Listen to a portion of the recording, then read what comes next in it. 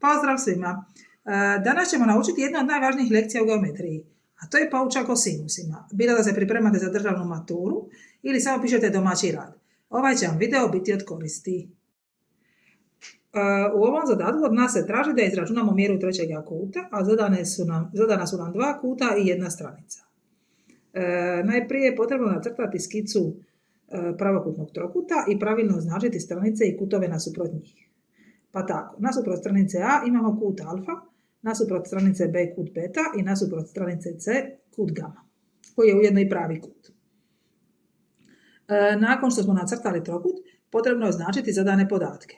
Kao što vidite na slici iza mene, označila sam podatke A, stranicu A, kut alfa i kut beta. I sada se prisjetimo jednostavne formule kako izračunati kut gama koji nam je nedostaje. Alfa plus beta plus gama je jednako 180 stupnjeva. To je po onom pravilu da zbroj kutova unutar trokuta iznosi 180 stupnjeva.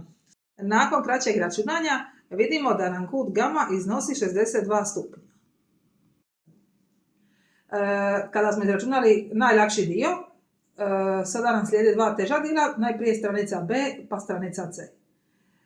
Pomoću poučka o sinusima uvrstimo u formulu za dobivene podatke i izračunamo najprije stranicu B jer imamo zadanu stranicu A, kut alfa i kut beta.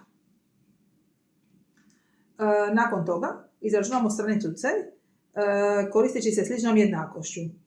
Ako ste pažljivo slušali i gledali, pokušajte izračunati zadatak samostalno. Ako imate pitanja, pišite ih u komentarima ispod. Hvala na gledanju.